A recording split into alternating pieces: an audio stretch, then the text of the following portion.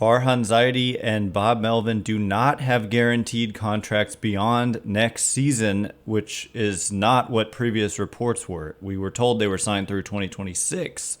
Does it matter? Probably not as much as you think, but yes, it still matters.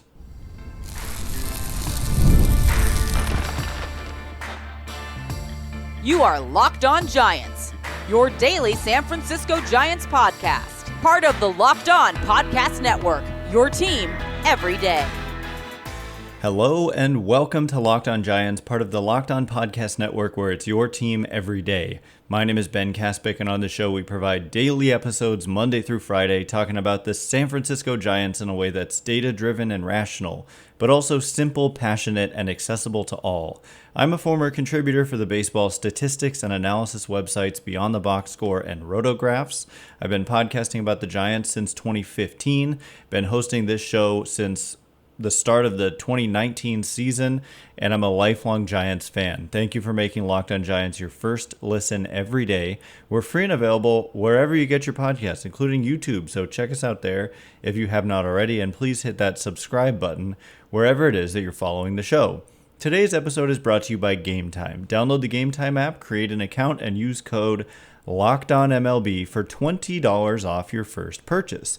And coming up on today's show, several topics to get into, none of which really, well, actually not true, are about the game. That's where we're at in the season, is that the games sadly no longer matter all that much, except for individual players who, whose performance may impact future seasons. And we saw that with Landon Roupp, and we'll get into that.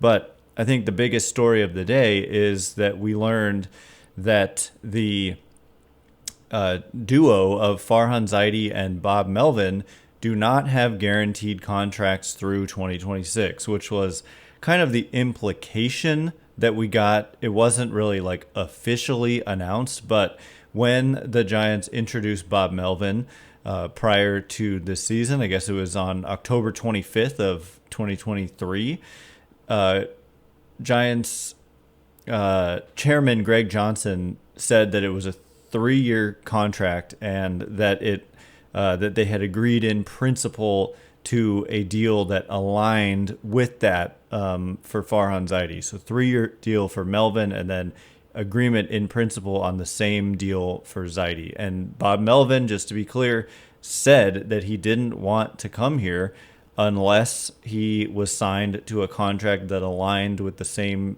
length of time as Farhan Zaidi. And so that's worth pointing out. It's also worth now pointing out that what we've learned is that that third year is a club option on both Bob Melvin and Farhan Zaidi. And so, like I said, does it matter? Yes. Does it matter as much as you might think? No.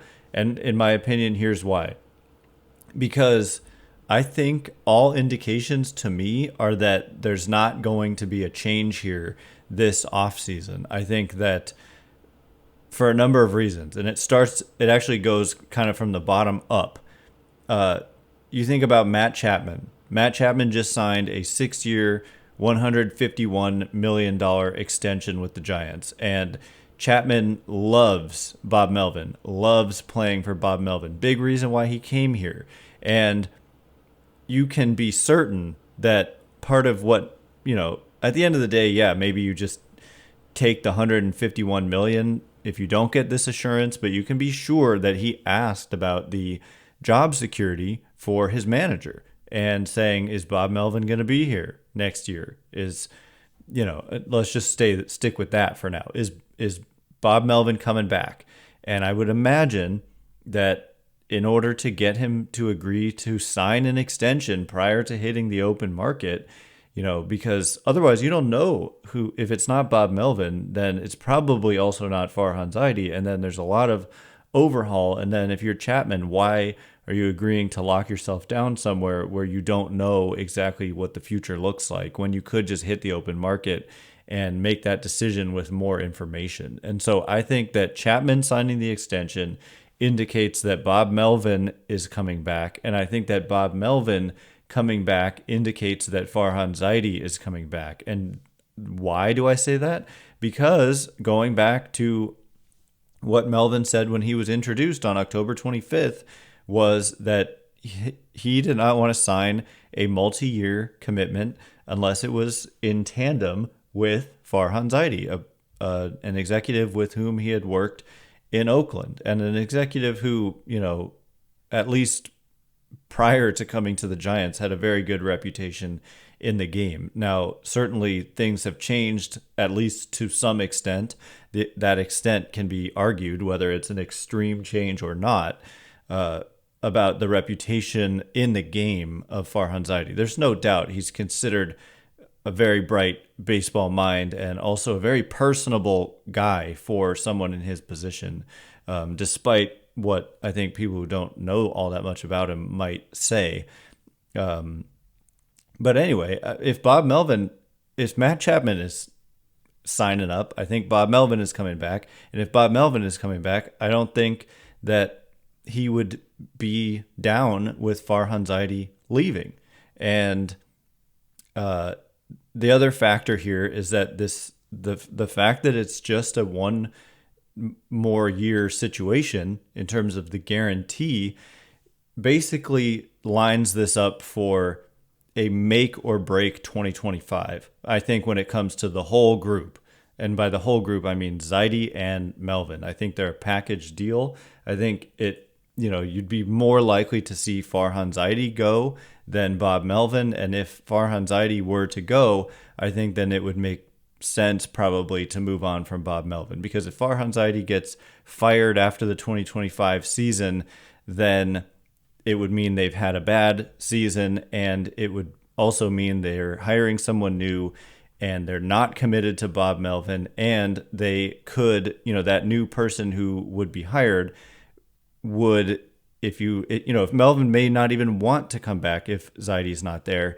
and then that new person coming in would probably want to be able to hire their own manager to work with, and we'd kind of be back to square one where we were when Farhan Zaidi was first hired. And I mean, Bochy did stick around for 1 year after the hiring of Farhan Zaidi, but then Bochy read the room and determined that Zaidi deserved to be able to hire his own manager. Bochy was unfireable. There was no way Zaidi could come in and get rid of Bochy. Bochy could stay as long as he wanted, and all the reporting has been basically that was what led Bruce Bochy to, retire from managing the Giants. Essentially, take a year or two off and then come back and manage the Rangers. And then, of course, they win the World Series. And as was tradition here in San Francisco, by the way, Rangers are probably, almost certainly not going to make the playoffs this year after winning the World Series last year. So, as much as last year was a roaring success for Bochy and the Rangers, just FYI, it's not been that way in 2024. So, anywho, that's my thoughts on that. And the ultimate takeaway is that I think at least for one more year, and it sets up as a make or break year, I think we see the return of Farhan Zaidi and Bob Melvin. I thought Farhan Zaidi had a good offseason last offseason. They need to have a good offseason again this offseason, and they absolutely must have a good season in 2025, or you probably will finally see things broken up, in my opinion. So that's my analysis of that. Now we're going to turn the page, to actually the game yesterday, and Landon Roupp making a case to be a member of the rotation, perhaps moving forward and in 2025. We'll get into his performance, break down the numbers in just a minute, and before we do, today's episode of Locked On Giants is brought to you in part by Game Time. Now, you know, I love going to Giants games on the road. I've done it 4 times this year. Been to San Diego, Los Angeles, Boston, Denver, and one of those stadiums I had never been to before. And Game Time made the ticket buying experience seamless wherever I went, but I especially appreciate things like their panoramic views from seats before I buy. When I don't know, Fenway Park is an old park with a lot of weird angles and whatnot from the seats, and you want to know what does that look like. And I really appreciated those panoramic views, and also the lowest price guarantee. You never know when the best time is to buy, but with Game Time, if you Find tickets in the same section and row for less. Game Time will credit you 110% of the difference. So take the guesswork out of buying tickets with Game Time. Download the Game Time app, create an account, and use code LOCKEDONMLB for $20 off your first purchase. Terms apply. Again, create an account and redeem code LOCKEDONMLB for $20 off. Download Game Time today. What time is it? Game Time. All right, here we go. We're going to continue breaking down the San Francisco Giants. We're going to get into Landon Roupp, who had a rough first inning yesterday, but recovered to have overall a nice outing and make a case for himself to be under consideration for a rotation spot. This is a guy who pitched out of the bullpen most of the year until I think this was his first start. I'll have to pull that up. But anyway, thank you again for making Locked On Giants your first listen every day. Everydayers. Tomorrow we're going to be breaking down this second game, something to watch always with Blake Snell because he's entering that, opt-out territory. And so, if anything changes with his performance, that's always noteworthy given that he does have that player option for next year. For your second listen, enjoy the Locked On MLB podcast. Host Paul Sullivan, a.k.a. Sully, is here daily to provide national expertise with his trademark humor to help you get ready for the MLB playoffs here in the dog days of summer. Prepare for the Fall Classic with Sully, who has it all covered every single day on Locked On MLB, available on YouTube or wherever you get your podcasts. Part of the Locked On Podcast Network, your team every day. So, Landon Roupp, he gives up 2 runs in the first inning, both earned, and nothing after that, and ends up going 5. So the way it went down, it wasn't pretty in the first. Jackson Chourio, who's been red hot after 20, I think he's 20 years old, started things off with a rocket double to right. Then Garrett Mitchell flew out. Then William Contreras singled to right. So that's 2 hits in the inning. Jake Bauers singled to right. That's 3 hits in the inning. Willy Adames singled to left, 4 hits in the inning. So, 4 hits and 2 runs in that first inning, but Roupp ends up going 5 innings, 5 hits. So he only allowed 1 hit, no runs the rest of the way, didn't walk anybody in the whole outing, and struck out 3. So, all in all, that's a pretty good outing for Landon Roupp, considering especially the way it started. And he is a guy, if you look at, this is something we haven't talked about much on this show, but something I'm getting more into, Stuff Plus. Basically, analytics these days can break down the quality of pitches. It's kind of complicated breaking down how they're able to do that, but his curveball grades as just an elite pitch, and his sinker also grades as an above average pitch. And so that curveball, he throws it 45% of the time, throws the sinker 39% of the time, and the changeup 9% of the time this year. But with that curveball, he has just been excellent. So his location has not overall been great, but just when he throws the curve, it's put him in a good position. And on the season, we're talking about a guy who has a 3.44 ERA, a 3.20 fielding independent pitching. Expected ERA is 4.25, so that's 80 points higher than his actual ERA. This was in fact his first major league start, and it went well. And so when you start projecting forward, so Landon Roupp is 26 years old. This is his rookie season, pure rookie season. He was drafted in the 12th round of 2021, so another draftee of the current regime. It's always worth kind of pointing out who is and who isn't, I think, at this point. But yeah, this is a guy they had really high expectations for coming into the year. It didn't start off well, but then when you look up and he suddenly got a 3.44 ERA on the season and a 3.20 fielding independent pitching, it catches your attention. And so all of a sudden, the numbers are very good. And when we look forward and start talking about the Giants' rotation in 2025, you've got Logan Webb, obviously, in there. And then you've got Blake Snell with the player option, which unless he gets hurt or just has horrible performance after horrible performance after horrible performance down the stretch, it seems extremely likely that Blake Snell exercises that option and becomes a free agent again. And so then all of a sudden you're looking at Logan Webb and then a who's who of young players, like inexperienced young players. You've got, one guy actually is Robbie Ray, who is going to throw a bullpen session or simulate a game or something today and probably return before the end of the season. I think if everything goes well today, then he would just kind of make his next turn in the rotation. Ray has this opt-out as well. He would be opting out of 2 years, $50 million, $25 million a year. And so that's looking to me like he will not opt out, but it's not a slam dunk call necessarily. It's not the strongest of pitching markets. So there's a chance if Ray pitches well down the stretch that he could opt out as well.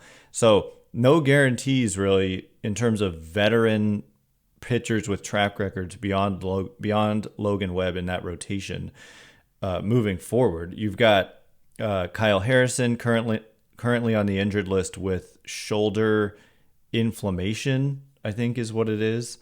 Kyle Harrison, the Giants announced on September 6th, was placed on the 15-day injured list that day.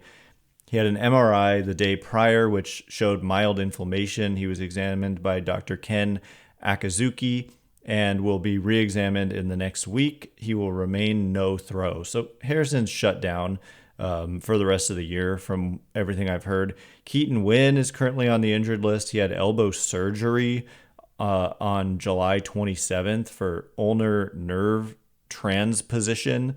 And they've also got, there's Mason Black, there's Austin Warren, there's Tristan Beck, there's Sean Jelly, there's Hayden Birdsong, there's Spencer Bivens, there's Landon Roupp. And then you start looking to the minors and you've got other guys like Kai-Wei Tang and Trevor McDonald and Kai-Wei Tang are on the 40-man. And then you've got a prospect like Carson Wisenhunt, and you've got others kind of coming down the line as well. Trevor McDonald has been pretty solid in AAA with 6 starts on the season. Kai-Wei Tang was really bad when he was up in the majors, and he's got an 8.70 ERA in AAA this season. And Carson Wisenhunt is still one of the Giants' better prospects. So a lot of young players kind of in the mix. And I don't think they're going to want to go into 2025, especially in, like I said, what Farhan Zaidi and Bob Melvin will probably consider and will probably be told is a make or break season for them. And so I would imagine they do their same kind of song and dance where they basically try to bring in, whether it's finally changing their tune and signing a player. Oh, I forgot about Jordan Hicks. Don't let me forget about Jordan Hicks. He's on the IL with shoulder inflammation, and they probably want him to be a starter again. He was really good until he wore down, and it was kind of not shocking that he wore down given that he was transitioning from the bullpen to the rotation. So it's possible you've got veterans in, Webb, who we know is back, and Robbie Ray and Jordan Hicks, and then you only have a couple of spots to fill out with all that young pitching as well. But I still think like they're going to be in the market for one of these guys, like whether it's giving out a long-term deal, which would be very against what they've done recently or just at all under Farhan Zaidi for a pitcher, a free agent pitcher like a Blake Snell, giving him a 5-year deal or whatever, or they find the next Kevin Gausman, Carlos Rodon, Blake Snell type of player on a short-term deal with an opt-out. Like they've done this very successfully. It's not necessarily satisfying, but if you look at the production they got out of those 3 guys, they're getting like extremely high-end production.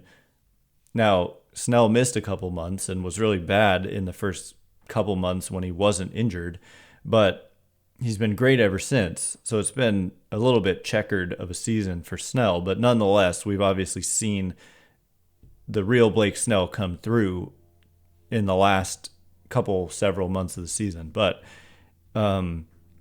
in a make or break year, I would imagine they still go after like a high end starter, whether it's a long-term deal or a short-term deal.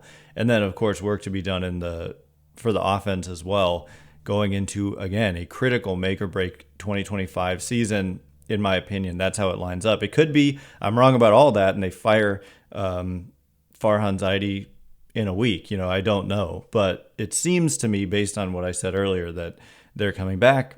Anyway, Landon Roupp certainly made a case, at least to let's see what he can do for a few more starts in the month of September. 4 more starts in the month of September. Just see what he can do. There's other guys too who deserve a shot, like Spencer Bivens, but Landon Roupp with that curve and the showing last night certainly made a case for himself. So coming up in just a minute, a little bit of a lighter topic. We're going to get into the City Connects, Giants creamsicle, bright white and orange jerseys, the history, and the end of those jerseys. They will not be worn again by the Giants. We'll get into it in just a minute. And before we do, today's episode of Locked On Giants is brought to you in part by Prize Picks. Prize Picks is America's #1 daily fantasy sports app with over 5 million active members, myself included. Prize Picks is the easiest and most exciting way to play daily fantasy sports. Unlike other apps on Prize Picks, it's just you against the numbers. All you do is pick more or less on 2 to 6 player stat projections and watch the winnings roll in. You can now win up to 100 times your money on Prize Picks with as little as 4 correct picks. Prize Picks is the best way to get in on the action in most states, including California. Now, for me, I'm playing tonight, and I'm taking, you can see on YouTube, if you're looking at my phone here, I'm taking less than 17 and a half outs for Blake Snell because he doesn't usually go deep into games. Brewers are a good offense. I'm taking more than half a strikeout for Grant McCray. He strikes out almost half the time, so I like that one. And then I'm taking more than half a strikeout for both Bryce Terang and Blake Perkins, and more than 3.5 strikeouts for the Brewers starting pitcher Colin Ray. So download the Prize Picks app today and use code LOCKEDONMLB and get $50 instantly when you play $5. That's code LOCKEDONMLB on Prize Picks to get $50 instantly when you play $5. You don't even need to win to receive the $50 bonus. It's guaranteed. Prize Picks, run your game. All right, here we go. We're going to get into a lighter topic, the creamsicle, bright white and orange jerseys, the City Connects, are no more. The Giants wore them last night, and that is the last time they're going to wear them, unless they have a throwback, flashback night, which they probably will at some point. But no longer on Tuesday home games are we going to see the Giants wearing those things moving forward. So we're going to break down that story. Thanks again for making Locked On Giants your first listen every day. Everydayers tomorrow, Blake Snell versus Colin Ray. The Giants trying to play spoiler, although the Brewers are pretty secure in their playoff position. It is worth, we didn't really get into the fact that the Giants did win that series against the Padres on the road, and that, they did play spoiler a little bit there, although the Padres won their next game against Seattle yesterday. For the Brewers, they have a 8.5 game lead in the division. And they have the best run differential in baseball, by the way. So losing to them, it's not crazy. They literally have the best run differential in MLB. So anyway, more on that tomorrow. But yeah, so the SF Gate, I believe, was actually the first to break this story. Gabe Lehman of SF Gate reporting, he says, at least one positive can be taken from the San Francisco Giants' otherwise forgettable season, the end of this version of the team's City Connect uniforms. And there was some subheading or whatever that said it's just the title of the headline or the article. It says, SF Giants say goodbye to their critically loathed City Connect jersey. So I would push back against that a little bit. I think a lot of people liked them when all was said and done. It had a lot to do with their winning percentage in those jerseys over the years since they've worn them. It started in 2021, and the Giants ended up going, I think, 30-15 in these jerseys. But the Giants spokesperson Shauna, I can't pronounce, Daum, Daum, I don't know how to say that, told the SF Gate in an email, quote, "Tonight is our last City Connect Tuesday of the regular season, and there will be some changes made to the current version of the City Connect jersey in 2025. So, yeah, I mean, there's really not much else to say other than the fact that, yeah, the quoting Gabe Lehman here, he says, "The uniforms have scornfully been referred to as the team's creamsicle outfits for their pale orange gradient. The design is meant to evoke Bay Area fog, but has been criticized for being hardly legible." I don't know about that. The Giants City Connect uniforms were ranked 25th out of 29 in the Athletics rankings and 26th out of 29 on Uni Watches. While not outright ranking them, Dave Schoenfield gave the Giants jerseys a C grade. So I don't care at all what other people grade them. It's more about, what do I think? What do you think? You know, these outside sources. It's one of those things. I hated them at first, but they grew on me. And I would have bought one of the jerseys if I was the jersey buying type. And I know a lot of people did. And yeah, so one of the Athletic contributors wrote, "Players look like containers of orange sherbet." It's like a mixture. I don't know how to say that. Ice cream. It's not my thing. Not my thing. So anyway, I don't know. Yeah, I mean, he writes that the team has been wildly successful wearing them. It's true. And however, I'm just excited that, you know, to see something new. I like that MLB has kind of loosened up on its strict uniform and shoe policy and all that. And the more kind of variation and color and flair, the better. And that's what we've seen with the City Connects. I think there's all kinds of examples throughout history, like all the time, where something new and somewhat radical is introduced and people hate it at first, and then it grows on them, and then it can become like iconic. What is it called? The tower in San Francisco, the radio tower, the cell tower. I'm blanking on the name of that. The Eiffel Tower, the Pyramid Building in San Francisco.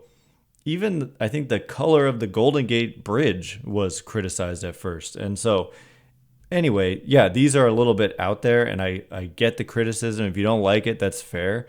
But I think a lot of people did like them, and it's hard to argue with the success the Giants had in them, although this year I believe they were just 4-5. But still, that's not terrible. And I mean, it is relatively poor considering they actually have been a pretty decent home team this year. But anyway, say goodbye. They don't look like fog. Fog is gray, not bright white, you know, first of all. But, you know, I appreciated the variation, and I look forward to changes, and I look forward to them continuing to introduce different things and, you know, keeping the kids engaged, right? Like, I'm not going to be one of these people who, I hope not to become one of them. Maybe I will as time goes on, but who just, you know, is a old man yelling at clouds as the archetype goes. But yeah, so Alex Pavlovich, there's a tweet in this article. He says, "Here are the Giants City Connect jerseys that the team will wear this weekend." They really went all in with the fog angle. I don't know. They really did grow on me. I would still buy one, even though they're retiring these. And a lot of people did. Again, you look in the crowd, people were wearing these. People are wearing the bright orange hat. People came to like them. So I disagree with Gabe Lehman, who says that they're critically loathed. I guess, you know, you could point to The Athletic and ESPN and say, oh, those are the critics. But who cares what outsiders think? I think it's more about what do fans think. And I don't know, maybe they're retiring them because overall they weren't popular. I know the players at times, at least in the beginning, didn't like them, and new players coming in are like, really? But maybe it grew on them too, and kind of the weirder the better in some cases. Just, I don't know. I didn't have a problem with them, and I always felt good on City Connect nights, and it probably had a lot to do with their winning percentage. So anyway, just a fun little story there to wrap up the day. That is all the time we have for today, though. Thanks again for making Locked On Giants your first listen today. Now go check out the Locked On MLB podcast. Prepare for the Fall Classic with Sully, who has it all covered every single day. You can find the link to Locked On MLB in the description so you don't need to search. Part of the Locked On Podcast Network, your team every day. Once again, my name is Ben Kaspick. Check me out on Twitter, X, at Ben Kaspick, Kaspick. If you like this show, please consider rating it or leaving a review. It helps me out a lot. So thank you in advance, and thanks to everyone who's done so already. Let me know your thoughts in the comments about the City Connects. I'm really curious to know what the general consensus was. I know some people love them, some people hate them, but I do wonder about the disparity. Maybe I'll put a poll out on Twitter. Anyway, thanks again for listening. You are now Locked On Giants.